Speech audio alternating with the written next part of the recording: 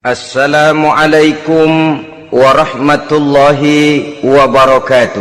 Waalaikumsalam warahmatullahi wabarakatuh. Bismillahirrahmanirrahim. Alhamdulillahi rabbil alamin. Wassalatu wassalamu ala ashrafil anbiya'i wal mursalin, Sayyidina wa maulana Muhammadin wa ala alihi wa ashabihil mujahidin at-tahirin, amma ba'du.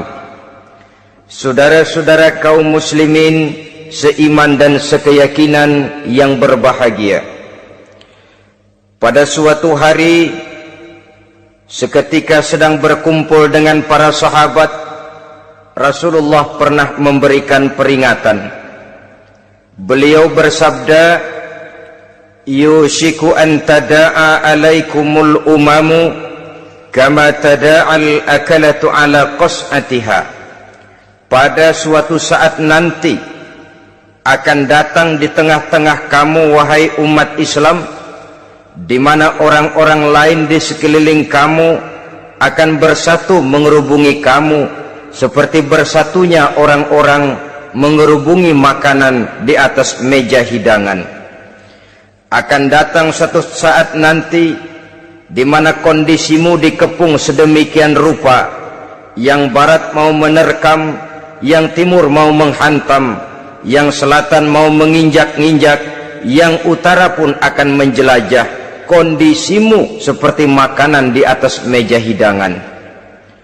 Sebagian sahabat merasa heran dan terkejut, lalu mereka bertanya, amin qillati nahnu yauma izin ya Rasulullah, apakah jumlah kami pada waktu itu sedikit ya Rasul, kami sampai dikepung sedemikian rupa?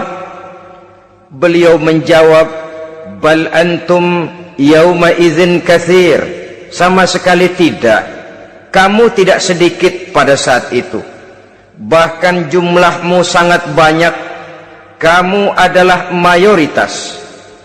Walakinnakum ghusa'un ka ghusa'is sail, tetapi keadaanmu saat itu persis seperti buih di lautan. Banyak tetapi centang perenang, banyak tetapi tidak punya daya dan kekuatan, banyak tapi dipermainkan gelombang lautan, dihempaskan ke tepian pantai tanpa punya makna dan arti. Kondisimu pada saat itu kuantitas yang tanpa kualitas, sehingga orang lain enak saja mengepung kamu. Akidahmu didangkalkan, dibanjiri dengan peradaban dan kebudayaan yang menjauhkan dari agama. Dari segi maksiat dan munkarat seluruhnya mengepung sampai kita melepaskan nilai-nilai Islam kita ini. Dan celakanya, sambung beliau, wal yanzi'anna fi qulubi aduwikumul mahabata minkum, akan dicabut kehebatanmu di mata musuh-musuhmu, sehingga pada saat seperti itu orang lain memandangmu umat Islam enteng saja, remeh saja, tidak ada apa-apanya. Sudahlah, pokoknya umat Islam sikat saja, umat Islam enteng, umat Islam kecil, umat Islam tidak ada apa-apanya. Alangkah ironinya, alangkah menyedihkannya, memilukan dan sekaligus memalukan. Umat yang mayoritas ini dipermainkan oleh yang minoritas. Umat yang jumlahnya terbesar, terbanyak, bahkan konon menurut catatan sampai 90%, tapi dipermainkan oleh mereka kelompok-kelompok kecil ini. Wal yakzifanna fi qulubikumul wahn, pada saat itu di hatimu dicampakkanlah penyakit wahan. Sahabat kemudian bertanya, wa mal wahnu ya Rasulullah, apakah penyakit wahan itu ya Rasul? Beliau menjawab, hubbud dunya wa karahiyatul maut. Penyakit wahan itu tidak lain hubbud dunya wa karahiyatul maut, terlalu cinta kepada dunia dan terlalu takut kepada mati, materialistis dan takut resiko. Dua penyakit inilah yang menyebabkan walaupun umat ini mayoritas, tapi dipermainkan oleh yang minoritas. Walaupun dia golongan terbesar, tapi nasibnya seperti makanan di atas meja makan. Dari segala macam penjuru mau menghantam dia. Saudara-saudara kaum muslimin yang berbahagia, ini merupakan analisa sosial bahwa pada suatu saat nanti akan terjadi di tengah-tengah umat di mana kita dihantam dan diserbu dari segala macam penjuru. Akidah didangkalkan, peradaban dan kebudayaan dirusak, makanan dan minuman diracuni, pakaian ditelanjangi dan lain sebagainya, sampai kita melepaskan nilai Islam yang kita cintai ini. Kondisi sosial ini satu saat akan datang kepada kita. Demikian analisa dan peringatan dari Rasulullah sallallahu alaihi wasallam. Marilah sekarang kita melihat, adalah benar bahwa di zaman sekarang kita insya Allah tidak akan mengalami perang Badar sehebat yang pernah dialami oleh Rasul dan para sahabatnya. Tetapi sesungguhnya perang yang kita hadapi di zaman sekarang ini tidak kalah hebatnya dengan perang Badar, tidak kurang dahsyatnya dengan perang Uhud, tidak kurang ngerinya dari perang Khandaq. Hanya saja yang kita hadapi sekarang ini bukan ujung pedang, bukan ujung tombak, bukan ujung panah. Yang kita hadapi sekarang ini adalah perang akidah, perang ideologi, perang mempertahankan keyakinan. Yang kalau kita kalah sekarang, kita memang masih beragama, tetapi anak kita, cucu kita, generasi yang akan hidup 5, 10, 20, 30 tahun yang akan datang, wallahu a'lam bissawab.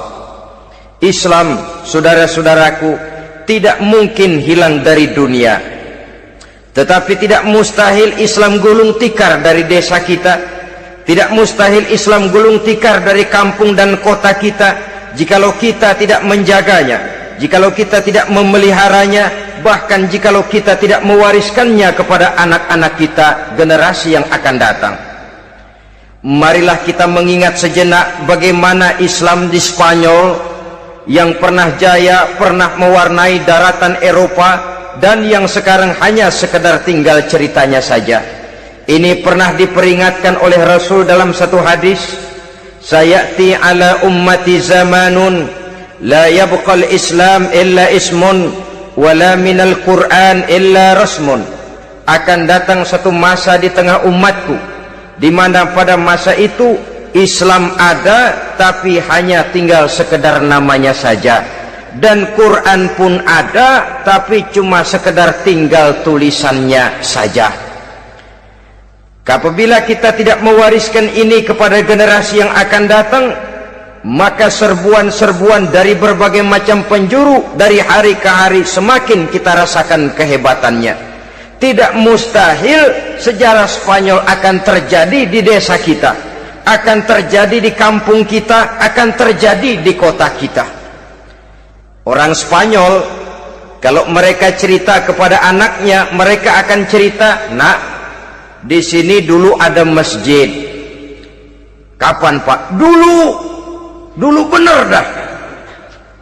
Banyak orang Islam kalau hari Jumat pada sembahyang, "Kapan itu, Pak?" Dulu sekali. Sekarang cuma sekedar tinggal ceritanya saja. Bukankah sesuatu yang sangat tidak mustahil apabila kita tidak menjaga dan mewariskan Islam ini kepada generasi yang akan datang, maka serbuan-serbuan akan membawakan hasil yang diinginkan oleh para penyerbu itu tadi. Kita sudah menjadi umat yang mayoritas, tetapi umat yang mayoritas ini menurut Rasul dikepung sedemikian rupa, akidahnya didangkalkan, peradaban dan kebudayaannya ditekan sedemikian rupa, kehidupan sosialnya dibuat individualis, kemudian dari segi pergaulan, pakaian, makanan, minuman dan sebagainya diracuni, sampai dia tidak lagi berpegang teguh kepada agamanya. Dan dikala itu hilang kehebatan umat ini di mata musuh-musuhnya.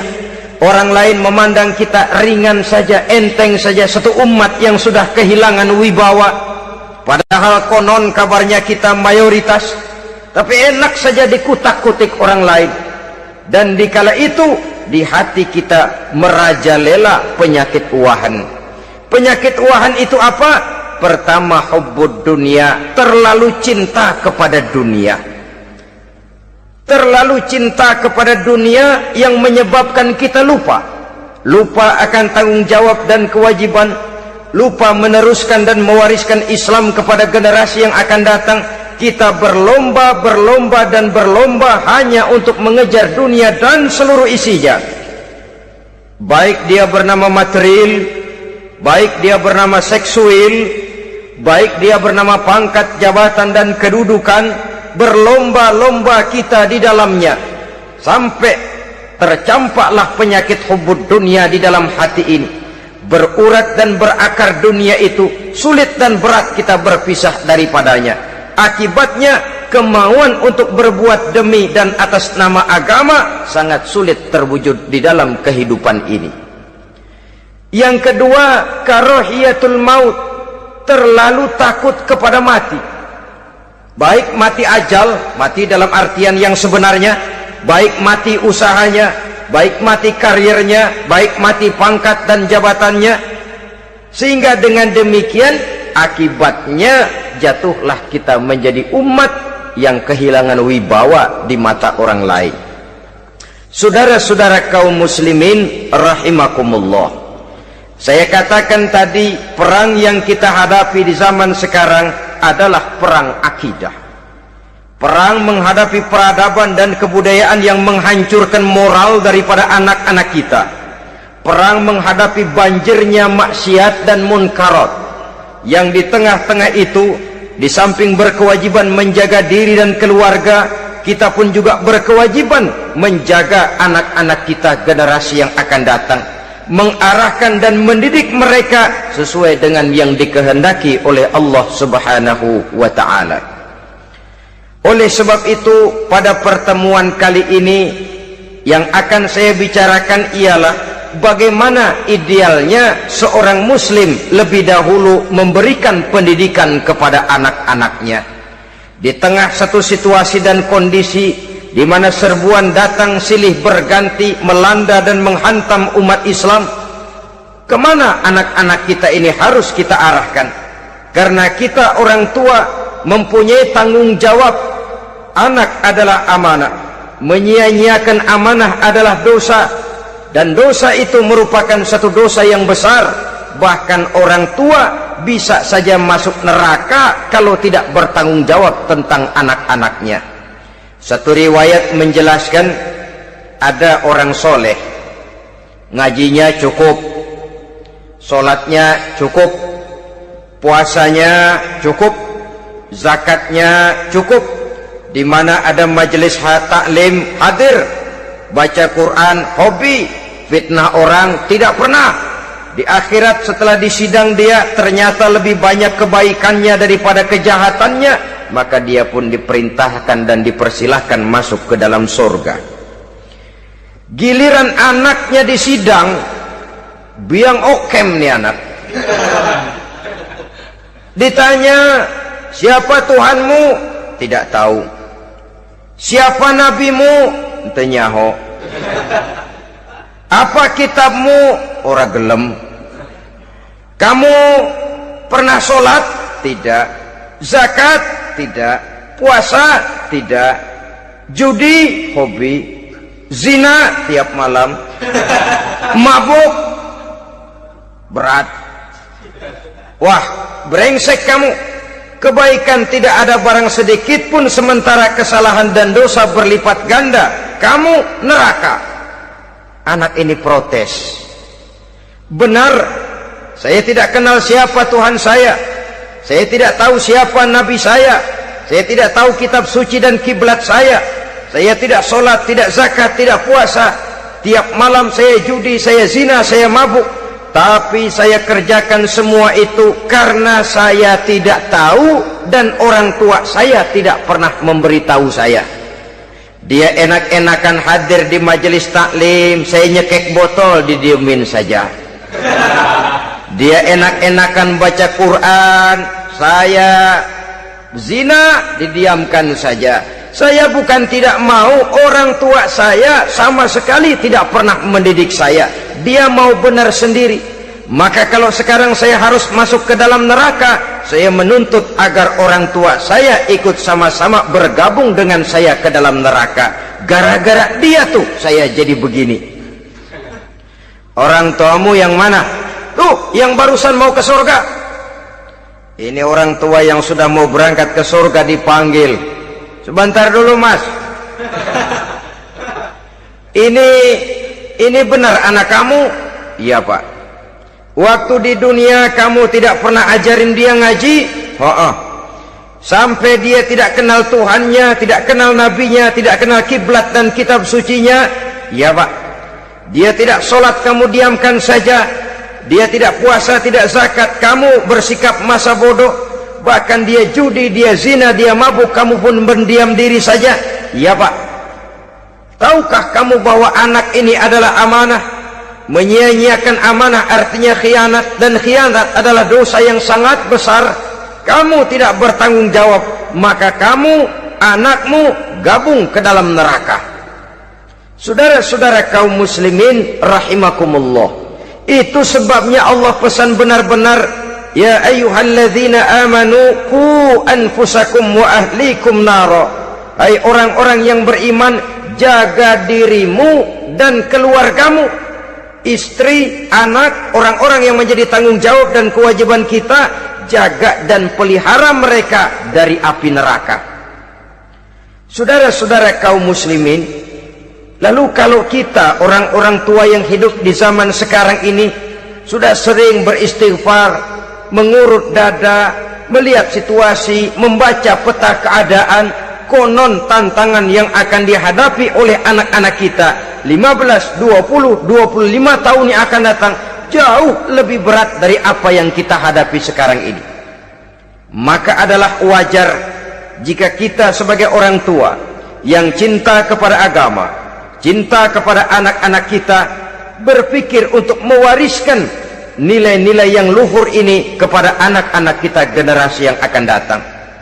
Bagaimana pada mulanya kita harus mendidik mereka? Mari kita telusuri apa yang dicontohkan oleh Al-Quranul Karim. Orang-orang tua bijaksana yang diceritakan dalam Al-Quran, kalau sudah berpikir tentang anak-anaknya generasi yang akan datang, pendidikan pertama yang diberikan kepada anaknya ternyata adalah persoalan akidah. Nabi Ibrahim, pertanyaan yang paling merisaukan beliau buat anak cucunya ialah, ma ta'buduna min ba'di. Saudara bisa lihat surah Al-Baqarah ayat 133. Anak-anakku, kalau pada satu saat nanti aku, ayahmu ini sudah tidak ada lagi, meninggalkan kamu semua, meninggalkan kehidupan dunia ini, ma ta'buduna min ba'di, apa yang akan kamu sembah nak kalau ayah sudah tidak ada lagi? Jikalau ayahmu sekarang masih rajin ke masjid, melakukan rukuk dan sujud, i'tikaf dan membaca Quran, kalau satu saat ayahmu meninggalkan dunia ini, masihkah engkau mau ke dalam masjid? Masihkah engkau rukuk dan sujud? Masihkah engkau i'tikaf? Ma ta'buduna min ba'di, apa yang akan kamu sembah kalau aku ayahmu tidak ada lagi nak? Ditanamkan bukan hanya keyakinan bertauhid, sekaligus juga menyembah kepada Allah yang kita yakinkan dengan tauhid itu tadi. Bukankah berbeda dengan kita kebanyakan orang tua sekarang?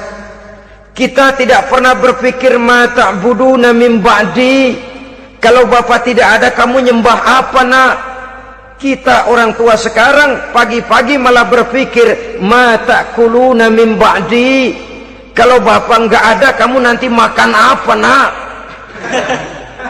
Bukan nyembah apa yang kita pertanyakan, bukan nyembah apa yang kita khawatirkan, makan apa nak? Maka yang dicari lalu sekolah-sekolah yang bonafit, yang tidak peduli apakah itu merusak imannya, mematikan akidahnya, menghancurkan keyakinannya. Yang penting ada jaminan hari depan bisa dapat lapangan kerja. Akibatnya berduyun-duyun orang-orang tua muslim menyekolahkan anaknya di sekolah-sekolah yang bukan Islam, yang nyata-nyata membahayakan akidahnya, dididik dengan kultur dan budaya yang bertentangan dengan nilai-nilai agamanya. Bukankah ini berarti merelakan anak untuk dikafirkan? Bukankah ini artinya menyerahkan anak untuk ditulis menurut selera para pendidik yang tidak sesuai dengan nilai akidah yang dimilikinya? Mengapa kita tidak berpikir seperti Nabi Ibrahim yang sebelum memberikan pendidikan kecerdasan, sebelum pendidikan matematika, IPS, PSPB dan disiplin ilmu lainnya, yang pertama ditanamkan, ma ta'buduna min ba'di, kalau ayahmu tidak ada, kamu menyembah apa nak? Menyembah Allah, apa nanti malah menyembah harta? Menyembah Allah, apa nanti malah mendewa-dewakan pangkat dan jabatan? Menyembah Allah, apa malah nanti menyembah alam? Itu yang dikhawatirkan Nabi Ibrahim kepada generasi yang akan datang.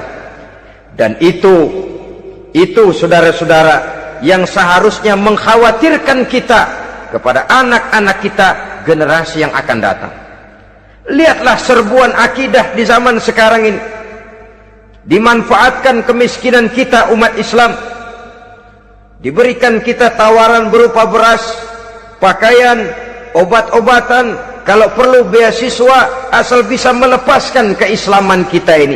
Bertahap, sedikit demi sedikit, step by step, shibran bi shibrin, wazira'an bi zira'in. Dan harus saya ingatkan, orang di zaman sekarang tidak mungkin menghantam Islam secara frontal. Tidak mungkin menghantam Islam terang-terangan, apalagi mengerahkan satuan militer. Tidak.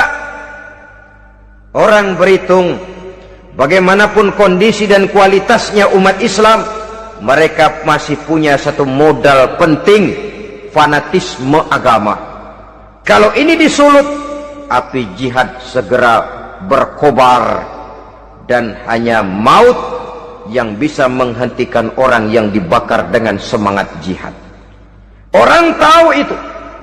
Betapa Uni Soviet kedodoran menghadapi mujahidin Afghanistan yang disulut oleh semangat jihad yang berkobar dengan persenjataan yang primitif ketimbang persenjataan Uni Soviet. Entoh mereka pantang surut mundur ke belakang.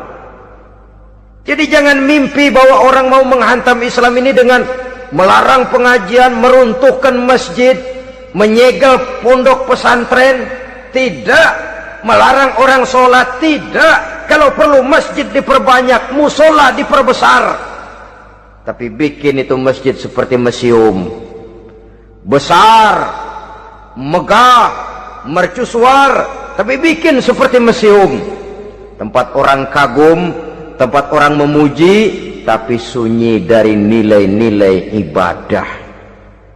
Saudara-saudara kaum muslimin, untuk sampai kepada penghantaman akidah, jalan yang paling mudah dirintis sekarang ini secara bertahap dan sistematis, memisahkan umat Islam dari Islamnya. Biarkan mereka bernama muslim, biarkan di atas kartu penduduknya tertulis agama Islam, tapi tanamkan budaya-budaya yang menyebabkan cara bergaul mereka, cara berumah tangga mereka, cara bertetangga mereka, sampai kepada cara mereka berpakaian, cara mereka bergaul, cara mereka makan dan minum, cara mereka mendidik dan menyekolahkan anak, sama sekali tidak lagi mencerminkan nilai-nilai yang islami. Itu sudah satu usaha yang paling praktis, memisahkan umat Islam dengan Islamnya. Kalau sadarlah kita ke arah ini usaha orang di zaman sekarang, maka yang harus pertama kita tanamkan kepada anak-anak kita, didik mereka dengan jiwa tauhid yang mengkristal di dalam batinnya, meresap sampai ke tulang sumsumnya, yang tidak akan sampai pun nyawa berpisah dari badannya, akidah itu tidak akan berpisah dari hatinya. Bahkan dia sanggup dengan tegar berkata, lebih baik saya melarat karena mempertahankan iman daripada hidup mewah dengan menjual akidah. Satu khittah, satu garis kehidupan yang perlu kita wariskan kepada anak-anak kita, generasi yang akan datang. Dahulu ada satu tradisi, saudara-saudara. Kalau anak gadis kita dilamar orang lalu bertanya, anakmu mau ngelamar gadis saya, apa sudah khatam Quran berapa kali? Apa sudah bisa baca kitab macam-macam dan lain sebagainya? Sehingga lahirlah satu kebanggaan. Apapun motifnya, tapi pertanyaan semacam ini zaman sekarang sudah langka. Paling-paling yang ditanya kalau anaknya dilamar orang, anakmu kerja di mana? Gajinya sebulan berapa? Kendaraannya bebek apa soang apa-apa. Itu yang kita pertanyakan, berkisar di seputar materi, kerja, job, status sosial dan lain sebagainya. Perkara bisa baca Quran atau tidak, nomor 18. Perkara sembahyangnya rajin apa tidak, nomor 36. Saudara hadirin, akibatnya terjadi pergeseran nilai. Maka mendidik anak menurut tuntunan Quran adalah seperti yang diberikan contoh oleh Luqmanul Hakim, yang diceritakan dalam surah Luqman mulai ayat 11 dan selanjutnya. Apa pendidikan pertama yang harus kita berikan kepada anak? Pertama, ya bunayya la tusyrik billah. Wahai anakku, jangan sekali-kali engkau menyekutukan Allah. Nak, jaga tauhid, pelihara iman, mantapkan akidah. Ini dasar yang pertama. Belum lagi anak mengenal berbagai macam disiplin ilmu, yang pertama ditanamkan tauhid. Ini yang mendasari kehidupan. Ini yang akan mewarnai dan menjadi warna dari kepribadian seseorang. Sentuhan jiwa tauhid di dalam diri si anak. Belum lagi sempat dia kenal yang lain. Yang pertama yang kita tanamkan, kita wariskan, kita berikan, la tusyrik billah. Jangan sekali-kali menyekutukan Allah. Nah, kalau ini sudah tertanam, ini sudah merupakan satu fondasi yang kuat. Selebihnya nanti tinggal melihat bakat si anak, kemana dia harus dididik ini. Yang terpenting nilai iman lebih dahulu tanamkan. Dan untuk menghancurkan nilai keimanan, saudara-saudara, saya katakan, ingatkan kepada hadis di awal tadi, dikepung kita dari berbagai macam penjuru agar bila bisa melepaskan nilai-nilai iman dan keyakinan. Proses pendangkalan akidah, ditanamkan keraguan kepada agama, ditanamkan rasa malu beragama, sholat malu, baca Quran malu, berangkat ke masjid malu, pakai jilbab malu. Ditanamkan rasa malu beragama, sehingga bertahap sedikit demi sedikit kita mulai berpisah dengan kehidupan beragama. Ditanamkan hal yang sedemikian rupa dari berbagai macam penjuru.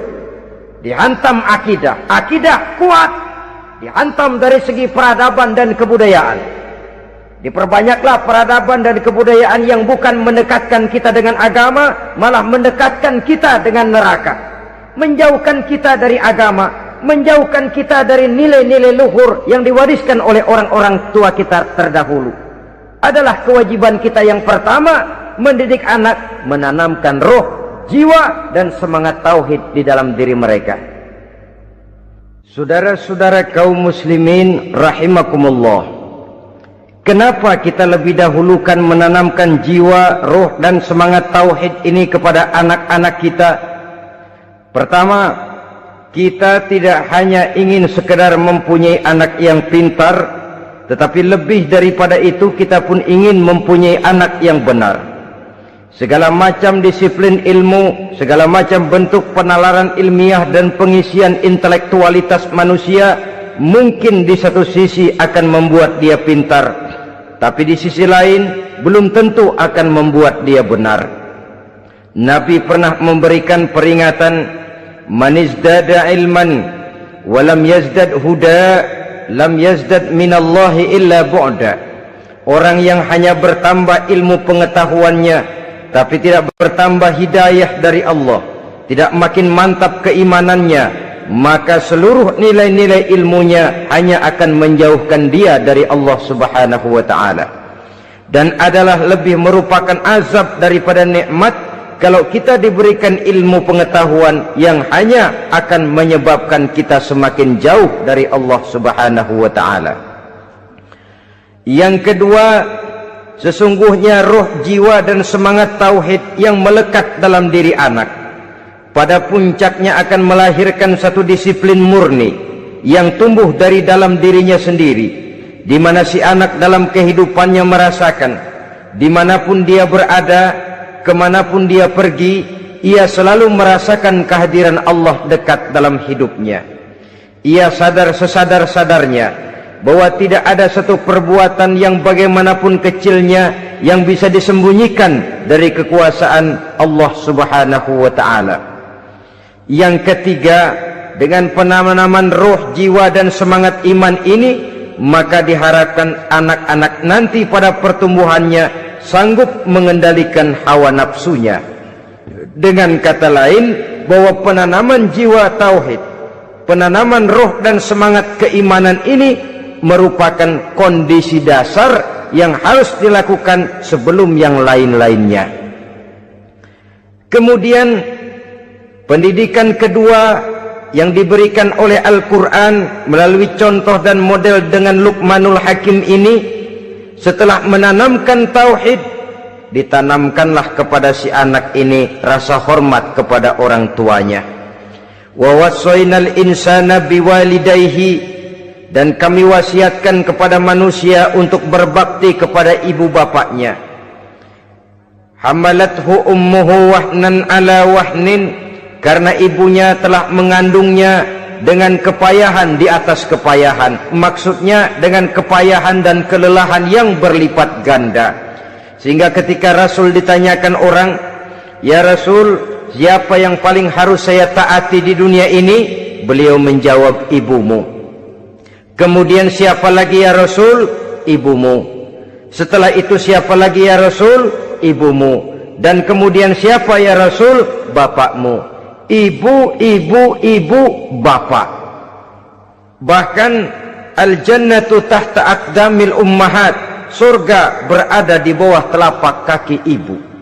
Bagaimana menanamkan rasa hormat kepada orang tua di hati anak? Tentu yang pertama, bagaimana orang tua bisa memberikan keteladanan. Marilah kita sebagai orang-orang tua ini menyadari bahwa sebelum anak kenal sekolah dasar, sebelum anak kenal TK, ibtidaiyah, sanawiyah, sampai kepada perguruan tingginya, yang pertama dia kenal adalah lingkungan rumah tangganya, gurunya adalah ibu bapaknya. Di sini berlakulah apa yang dinamakan keteladanan. Keteladanan jauh lebih berhasil daripada sekedar teori-teori yang muluk. Keteladanan jauh lebih berhasil daripada berbagai macam indoktrinasi dan penataran. Kurangnya keteladanan akan menyebabkan anak mencari pola. Apabila kita orang tua ini tidak bisa memberikan keteladanan yang baik kepada anak-anak kita, maka pada suatu saat anak-anak akan menganggap enteng dan kehilangan wibawa kita sebagai orang tua di mata mereka. Dikala itu akan sangat sulit kita membentuk kepribadian mereka. Bukankah di zaman sekarang ini kita banyak mengalami krisis wibawa, krisis figur? Ada yang karena rapotnya merah melulu, gurunya dikeroyokin. Pak guru pulang sekolah dicegat. Bahkan nyaris ada orang tua pernah dibunuh oleh anaknya sendiri, dan lain sebagainya. Kasus-kasus yang sebenarnya tidak perlu terjadi, karena memang bukan saja bertentangan dengan nilai budaya kita sebagai bangsa, tapi juga bertentangan dengan ajaran agama kita sendiri. Krisis wibawa, krisis figur, yang juga akibatnya harus kita sadari banyak faktor yang membentuk kepribadian anak. Pergaulannya, yang dibacanya, yang ditontonnya, yang disaksikannya di dalam kehidupan. Benar kita menyekolahkan mereka, tapi berapa jam mereka di sekolah? 6 jam, 7 jam paling lama. Sedangkan mereka hidup 1 hari 1 malam 24 jam. Kalau cuma 7 jam di sekolah, ini berarti lebih banyak dia di luar sekolah. Dan di luar sekolah itu artinya ya rumah tangganya, ya temannya, ya lingkungan di mana dia tinggal, yang seluruhnya sangat besar pengaruhnya dalam ikut membentuk kepribadian anak-anak kita. Saya katakan tadi, di samping kita menghadapi perang akidah, kita pun berhadapan di dalam perang menghadapi peradaban dan kebudayaan yang bukan saja menjauhkan kita dari agama, tetapi sanggup menghancurkan moral daripada anak-anak kita. Secara pribadi, saudara-saudara, saya iri, saya kagum misalnya dengan kemajuan yang diperoleh oleh negara tetangga kita, Jepang misalnya. Padahal tahun 45 ia pun hancur lebur oleh meledaknya atom di Hiroshima dan Nagasaki.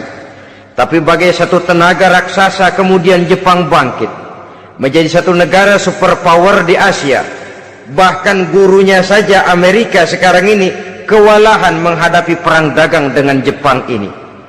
Dan yang menarik, Jepang bisa maju dan modern dengan tetap menjadi Jepang, tanpa harus kehilangan identitasnya sebagai satu bangsa, tanpa harus kehilangan kepribadiannya sebagai satu bangsa.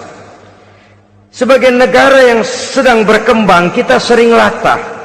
Kita ingin meniru Barat, tapi bukan teknologinya, westernisasinya yang kita tiru. Bukan isinya, kulitnya yang kita ambil. Akibatnya apa? Modernnya belum, orangnya sudah Barat. Bergaulnya sudah cara Barat, berumah tangganya sudah cara Barat, berpakaiannya sudah cara Barat, mendidik anaknya sudah cara Barat. Di mana ketemu orang tua cukup hello daddy. Kulitnya kita ambil, sementara isinya kita campakkan. Ironi dan menyedihkan. Padahal kita sesungguhnya bisa maju dan modern, bisa mengejar segala ketinggalan dan keterbelakangan kita, dengan tetap menjaga nilai-nilai luhur budaya kita sebagai satu bangsa, mengambil isinya, dan kalau memang tidak perlu lalu mencampakkan kulitnya. Pengaruh peradaban dan kebudayaan yang menghancurkan moral daripada anak-anak kita oleh pesatnya arus teknologi, oleh pesatnya arus komunikasi, di mana hal-hal yang terjadi di belahan dunia lain dapat kita saksikan hari ini juga melalui layar televisi. Yang terjadi di Amerika, di Eropa, di Afrika, di ujung dunia yang paling ujung sekalipun, di ujung dunia yang paling ujung, hari ini kejadian, hari ini sudah bisa kita saksikan. Pesatnya arus komunikasi, kalau jatuh ke tangan anak-anak kita yang belum mempunyai filter, daya saring positif, akan dicerna oleh mereka tanpa memilah dan memilih. Akibatnya orang kampung bilang kelolodan. Makan nggak dikunyah lagi. Tentu saja akhirnya kelolodan, dan kalau sudah kelolodan menyusahkan kita seluruhnya. Oleh karena itu budaya menghormati orang tua perlu dijaga, perlu dipelihara dan diwariskan kepada anak-anak kita. Tali silaturahmi sehingga ada respeknya kepada orang tuanya. Jangan bapaknya dianggap CS, ibunya dianggap CS, kakeknya dianggap CS. Hilang rasa respek, hilang rasa menghormati. Sementara orang tua sendiri tidak bisa memberikan keteladanan, kurang mendapat perhatian dan lain sebagainya.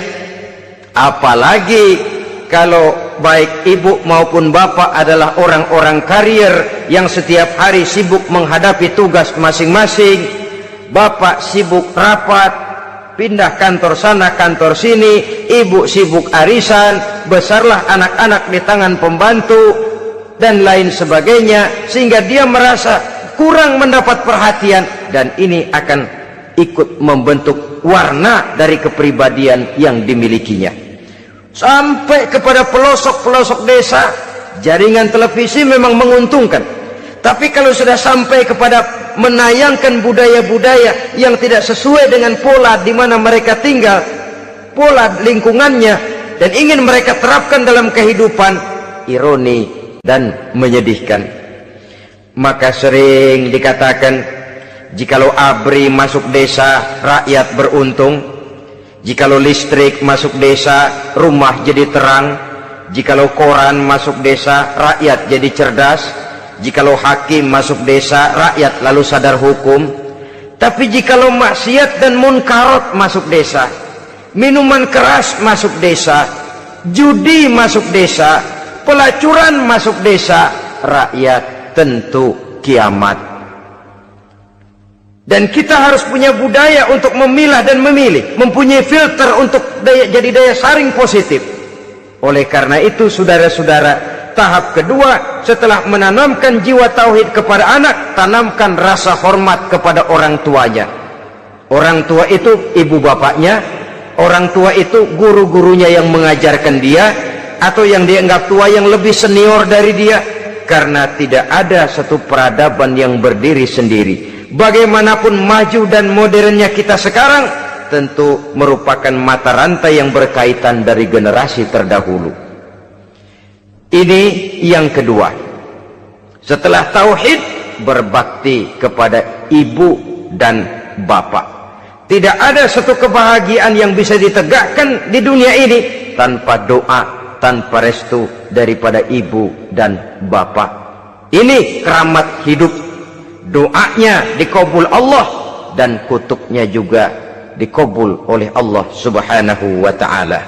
Jadi mendidik anak setelah menanamkan jiwa tauhid, menanamkan rasa hormat dan taat berbakti kepada ibu bapaknya. Itu yang kedua. Kemudian yang ketiga, melalui model Luqman, Quran mendorong kita untuk mendidik anak, menanamkan etika otonom. Apa itu? Ya bunayya, innaha in takum mithqala habbatin min khardalin fatakun fi sakhratin aw fis samawati aw fil ardi ya'ti biha Allah.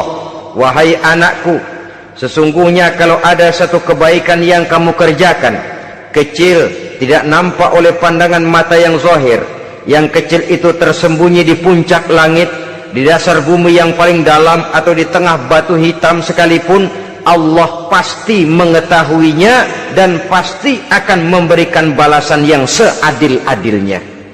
Pendidikan apa ini? Pendidikan moral, menanamkan etika otonom. Nah, kau berbuat baik jangan karena dilihat orang. Kau tidak mau melakukan kejahatan jangan cuma karena ada polisi. Kalau ada polisi kau tidak mau jahat, kucing juga begitu. Coba lihat kucing, taruh ikan asin di piring kaleng, tongkrongin, aduh kucing kalem, sopan, tenang. Sedikit kita lengah, habis ikan digarap. Tapi ditanamkan satu kesadaran, kemanapun kau pergi, nak, apapun yang kau kerjakan, tersembunyi di tengah batu, di dasar bumi, di puncak langit, Allah pasti tahu. Dalam bahasa yang ringan, nak, kita ini diawasi oleh dua hiperkomputer yang maha sensitif, produksi langit, mereknya Rokib dan Atid. Itu komputer yang sangat peka dan sensitif. Jangankan kita berbuat, kita berniat baik saja, komputer sudah nyatat sendiri. Inilah yang orang sekarang namakan waskat, nah, pengawasan malaikat. Kalau hidup sudah merasa diawasi oleh malaikat, waskat berhasil. Tapi kalau waskat sudah diawasi malah nekat, itu yang gagal. Atau yang diawasi dan yang mengawasi sama-sama sepakat, nah, itu juga bisa cincai. Saudara-saudara kaum muslimin rahimakumullah, waskat dalam pengertian kita muslim, bagaimana hidup ini merasakan diawasi oleh malaikat. Intelektualitas yang tinggi sekalipun, IQ yang nilainya plus sekalipun, disiplin ilmu yang bagaimanapun banyak yang memenuhi benak kita, tanpa diiringi oleh etika otonom, orang sering mencari celah dan kesempatan. mencari celah dan kesempatan. Tapi kalau sudah merasa kemanapun saya pergi, dimanapun saya berada, kebaikan bagaimanapun sekecilnya saya lakukan, toh Allah pasti akan memberikan balasan. In khairan fa khairun, wa in syarran fa syarrun. Jikalau baik, baik balasan yang kita terima. Jikalau jahat, jahat kejahatan yang kita terima. Kalau sudah ke arah ini kita berpikir, maka sesungguhnya kalau kita berbuat baik kepada orang lain, hakikatnya kita sudah berbuat baik kepada diri kita sendiri. Lalu tidak ada merasa rugi berbuat baik kepada orang, karena manakala dia melakukan kebaikan kepada orang lain, artinya dia sudah berbuat baik untuk dirinya sendiri. Jadi setelah tauhid, kemudian berbakti kepada ibu bapak, yang ketiga baru pendidikan tentang akhlak, tentang moral. Pola ini yang sering terlupakan oleh kita, bahwa bagi kita itu pendidikan tidak lain upaya mencerdaskan otak anak. Jangan sampai sebab ini kelihatannya pembangunan makin maju, persaingan hidup makin tajam, tensi ekonomi semakin tinggi, sementara jumlah tenaga kerja dengan lapangan kerja yang tersedia jauh dari mencukupi. Jikalau tidak membekali anak dengan pendidikan yang menunjang lapangan pekerjaan, orang tua khawatir, takut sekali anaknya jadi gelandangan. Dikhawatirkannya kehidupan dunia ini, sementara dia lupa kalau anaknya bisa jadi gelandangan di akhirat. Padahal selama-lamanya gelandangan di dunia paling seumur manusia itu 60 tahun, 70 tahun lah umur orang sekarang. 70 itu sudah luar biasa itu. Tapi kalau harus menggelandang di akhirat, menjadi gelandangan di akhirat, alangkah menyedihkannya. Apakah akan kita korbankan satu kehidupan yang langgeng, abadi, cuma karena tertipu oleh fata morgana dan kamuflase? Kita korbankan yang sedikit, kita korbankan yang besar karena kita memilih yang sedikit. Dalam bahasa Al-Quran memang pernah diceritakan hidup ini hakikatnya perlombaan, saudara-saudara. Perlombaan. Dan di dalam perlombaan itu ada yang menang, ada yang kalah. Al-Quran lalu memberikan peringatan, Alhaakumut takatsur, kamu telah lalai karena berlomba-lomba memperbanyak harta, mempertinggi pangkat dan kedudukan, hatta zurtumul maqabir, sampai kamu akan masuk ke liang kubur baru sadar. Apalagi kalau napas sudah sampai di tenggorokan.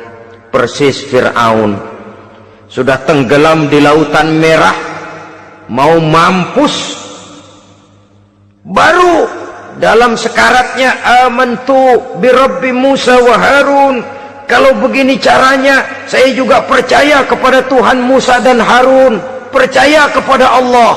Sudah mau mati baru amantu birabbi Musa, kami percaya kepada Tuhan Nabi Musa, kata Fir'aun. Malaikat maut kesal benar, dilelepin terus di laut, mampus terus sekalian. Hidup ini memang kita berlomba, berlomba dengan waktu, berlomba dengan umur, berlomba dengan tenaga, berlomba dengan tetangga. Yang jangankan kita sampai mundur, berhenti saja sejenak, kita akan ditinggalkan oleh yang lain. Tiada kata mundur, bahkan tiada kata berhenti. Sekali kita melangkah, melangkahlah terus, tapi berlombalah seperti yang dikehendaki Quran, fastabiqul khairat, berlomba-lombalah di dalam kebajikan. Jangan berlomba-lomba di dalam kemaksiatan, kemunkaran, kejahatan. Berlombalah dalam urusan kebaikan. Saudara-saudara kaum muslimin rahimakumullah, tauhid, berbakti kepada ibu bapa, kemudian pendidikan tentang moral. Apabila pendidikan tentang moral sudah tertanam, barulah lihat bakat si anak. Kemana bakatnya? Anak saya kelihatannya dari kecil demennya main bedil-bedilan saja. Abri kali itu. Kirim ke Magelang, masukkan akabri. Tapi dengan syarat 3 itu tadi. Iman sudah tertanam, rasa bakti kepada ibu bapak sudah ada, dan punya nilai moral. Sehingga boleh jadi nanti dia menjadi jenderal yang beriman, yang berbakti kepada ibu bapaknya, dan punya moral yang tinggi. Kan lebih baik rakyat rendah tapi akhlaknya tinggi daripada pejabat tinggi tapi moralnya rendah. Jauh lebih baik rakyat rendah punya moral tinggi ketimbang pejabat tinggi punya moral rendah. Nilai moral ini yang jadi ukuran dan barometer di masyarakat. Yang ini yang sering kita lupakan, bahwa kehancuran satu bangsa dimanapun di dunia ini selalu dimulai dengan kehancuran moral daripada bangsa itu sendiri. Sekarang membina nilai moral ini berat. Gadis kita, remaja, putri diberikan pakaian jilbab, mungkin dia sendiri masih setengah-setengah, ditambah lagi oleh ledekan temennya. Jilbab lah kuno, bau sorga lah, bau masjid lah, bau menyan lah. Ditanamkan rasa malu untuk hidup dekat dengan agama. Kalau moral semacam ini sudah tertanam, sedikit demi sedikit kita mulai mengucapkan selamat tinggal kepada agama. Dan kemalangan apa yang lebih malang kalau kita sudah jauh dari agama ini? Bukankah Islam telah menyelamatkan manusia dari penyakit jahiliyah dan membawanya kepada satu kehidupan yang maju dan modern? Kalau kita tinggalkan Islam ini, bukankah artinya kita akan kembali kepada satu zaman jahiliyah? Hanya saja jahiliyah itu berada di abad modern. Versinya tentu lebih modern. Kalau zaman jahiliyah dulu mabuknya pakai arak, zaman sekarang sudah macam-macam orang bisa mabuk. Kalau zaman jahiliyah dulu anak perempuan dikubur hidup-hidup, zaman sekarang kadang-kadang belum sempat lahir ke dunia, malah sudah dibunuh lebih dahulu. Versinya saja yang berbeda. Kalau di zaman jahiliyah dahulu manusia menyembah batu yang bernama Latta, Uzza, Manat dan Hubal, di zaman jahiliyah modern sekarang ini orang sering menyembah kepala bagiannya, sering menyembah atasannya, sering menyembah komputer, sering menyembah teknologi modern yang lebih diyakininya daripada Allah sebagai keyakinan sentral di dalam hidupnya. Saudara-saudara kaum muslimin rahimakumullah. Jadi yang ketiga, nilai moral yang ditanamkan kepada anak-anak kita supaya dia bisa menghadapi tantangan-tantangan hidup yang semakin berat ini dengan tetap berpegang teguh kepada nilai-nilai moral yang diwarnai oleh jiwa keimanannya yang bersumber dari ajaran agamanya. 3. Kemudian yang keempat, barulah tatanan kehidupan sehari-hari. Apa kata Luqman? Ya bunayya aqimis sholah. Setelah bertauhid, berbakti kepada ibu bapak, punya nilai moral. Ya bunayya aqimis sholah, nak dirikan sholat. Rumah tangga muslim, anak berumur 7 tahun sudah berani meninggalkan sholat, kata Nabi, pukul.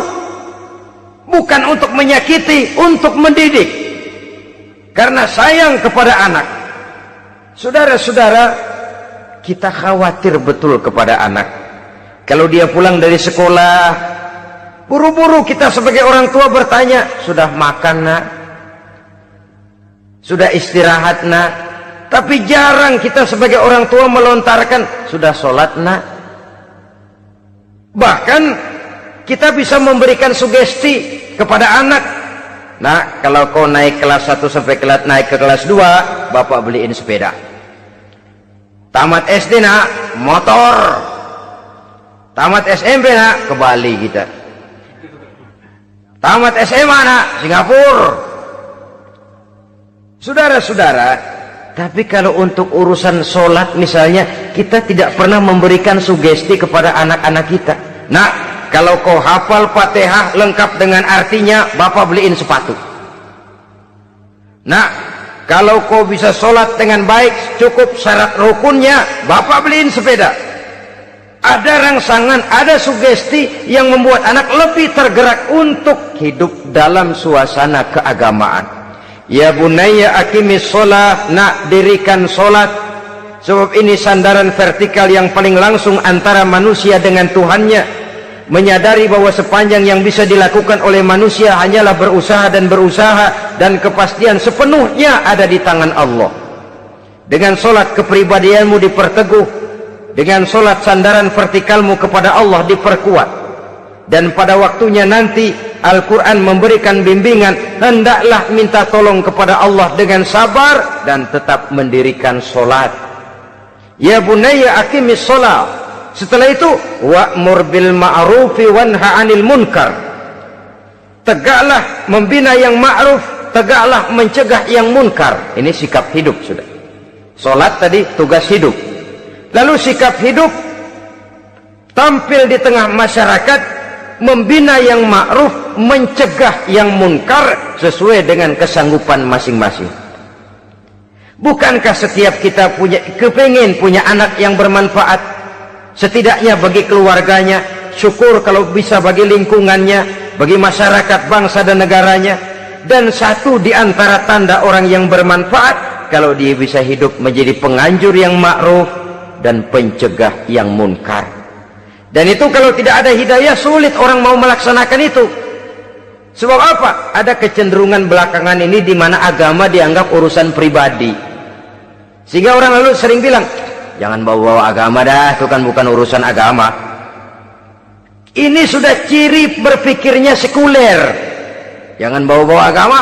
Agama urusan pribadi, artinya orang mau sholat mau enggak jangan bilang apa-apa dah, urusan dia sendirian. Dia mau puasa dia enggak, merdeka saja, urusan pribadi. Agama bukan persoalan pribadi. Apalagi jika sudah menyangkut amar ma'ruf dan nahi munkar, siap menegakkan yang baik, mencegah yang munkar, untuk tegaknya satu masyarakat yang diwarnai oleh kebaikan dan terhindar dari segala macam kejahatan. Dan terus ayat-ayat selanjutnya mencerminkan sikap hidup. Namun yang intinya, cara mendidik anak yang baik yang dicontohkan oleh Al-Quran dengan Luqmanul Hakim sebagai model. Pertama, tanamkan tauhid. Yang kedua, tanamkan rasa hormat dan berbakti kepada ibu bapaknya. Yang ketiga, tanamkan moral, nilai akhlak yang tinggi. Setelah itu yang keempat, biasakan hidup dalam suasana keagamaan. Kontrollah sholatnya, kontrollah baca Qur'annya, kontrollah puasanya di bulan Ramadan. Ajaklah anak-anak sholat berjamaah, sehingga dengan demikian dia terbiasa oleh satu suasana yang mendekatkan dia dengan nilai agamanya. Dari sana diharapkan nilai-nilai ilmu yang didapatnya dari bangku sekolah akan menciptakan keseimbangan dengan yang ditanamkan oleh orang tuanya dalam bentuk yang dijelaskan oleh surah Luqman itu tadi. Sehingga apabila keseimbangan ini terwujud, akan menjalin keseimbangan dalam pola berpikir, dan keseimbangan dalam pola berpikir akan melahirkan keseimbangan dalam perbuatannya. Terwujudlah kita harapkan insan yang fid dunya hasanah wa fil akhirati hasanah. Inilah harapan kita semua. Mudah-mudahan Allah memberikan kekuatan kepada kita untuk mewariskan nilai-nilai yang baik kepada generasi yang akan datang, sehingga esok harus lebih baik daripada hari ini, dan lusa harus lebih baik daripada hari esok. Terima kasih atas perhatian saudara. Mohon maaf atas segala kekurangan. Usikum wa nafsi bitaqwallah. Wassalamualaikum warahmatullahi wabarakatuh. Waalaikumsalam warahmatullahi